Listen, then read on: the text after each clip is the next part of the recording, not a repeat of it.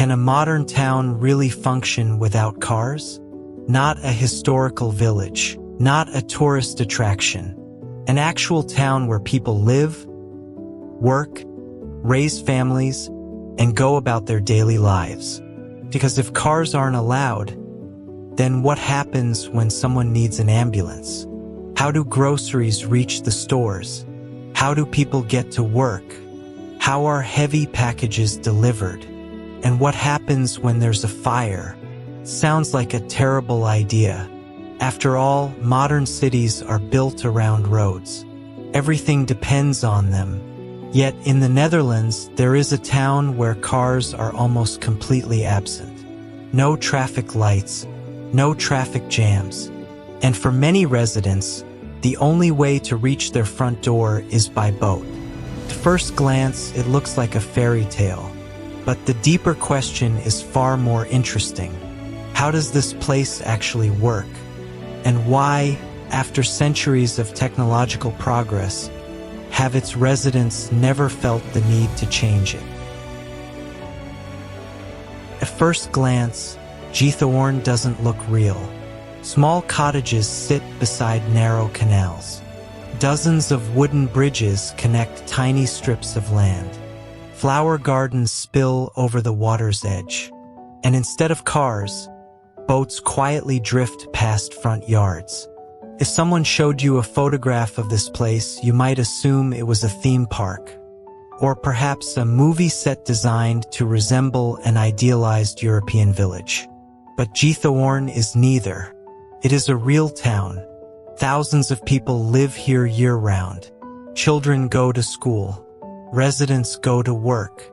Businesses operate normally. Life goes on just as it does anywhere else.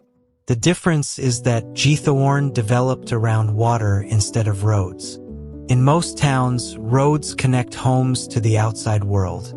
Here, canals serve that purpose. Many visitors arrive expecting a peaceful tourist destination. What they don't expect is that these waterways are not decorative. They are functional. They are the backbone of the town itself. And that raises an obvious question. Why would anyone build a town like this in the first place? To answer that, we have to go back hundreds of years. The story of Giethoorn began long before cars existed, long before highways, long before engines. During the Middle Ages, this region became known for its peat deposits. Peat was a valuable source of fuel, and local residents spent generations digging it from the ground. But every excavation left behind large pits.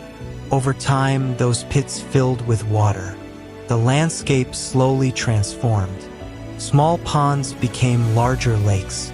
Separate waterways connected together. And eventually, an extensive network of canals emerged.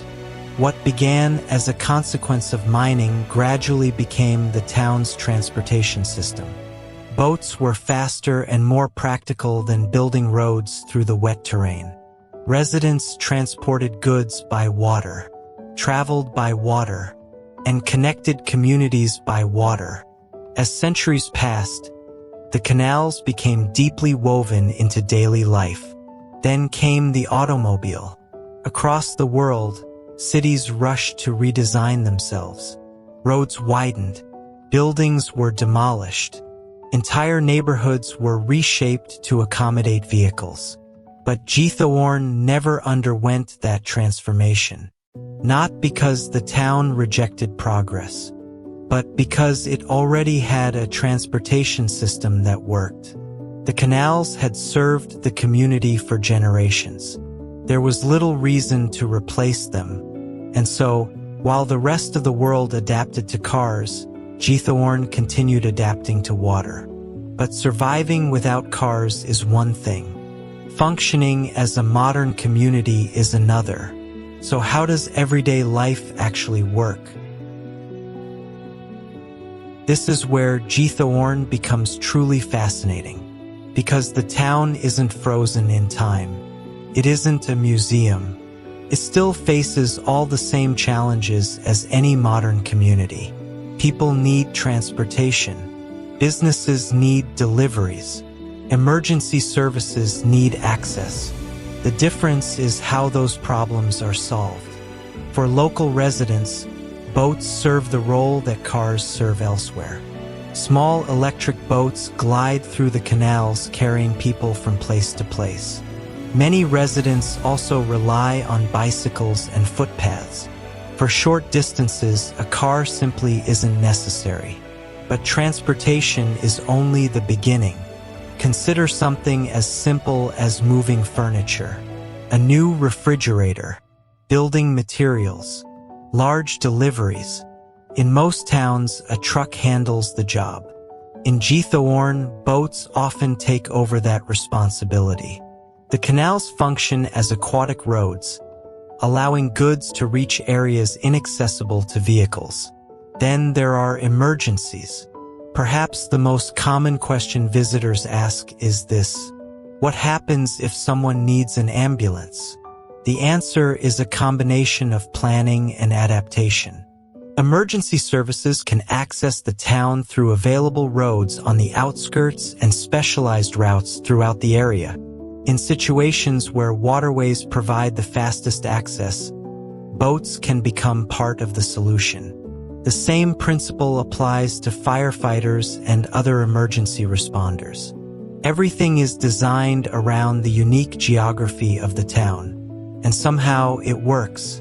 Not perfectly, not effortlessly, but effectively enough that generations of residents have continued living this way.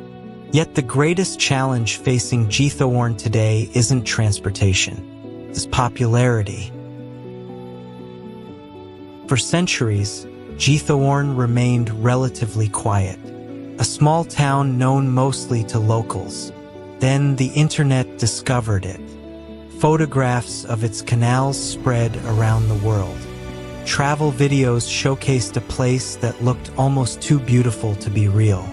Tourists began arriving in growing numbers. And soon, Giethoorn became one of the most famous destinations in the Netherlands. The economic benefits were obvious. More visitors meant more business, more investment, more opportunities. But popularity came with consequences. The canals that once carried mostly local traffic now host countless tourist boats.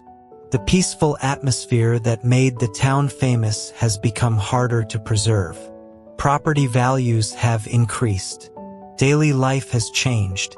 Ironically, the very thing that made Giethoorn special has become one of its biggest challenges. Because every visitor comes searching for tranquility. Yet too many visitors can make tranquility disappear. And perhaps that is what makes Giethoorn so fascinating. Not simply because it functions without cars, but because it challenges one of the assumptions of modern life. For more than a century, cities around the world have been designed around vehicles. Roads became larger, parking lots became bigger, urban life adapted itself to the needs of cars. But in this small corner of the Netherlands, a different path was taken. A place where water remained more important than roads, where boats remained more useful than traffic, and where life continued moving forward without following the same blueprint as everyone else. So maybe the real question isn't how Giethoorn survives without cars. Maybe the real question is whether the rest of us have become too dependent on them.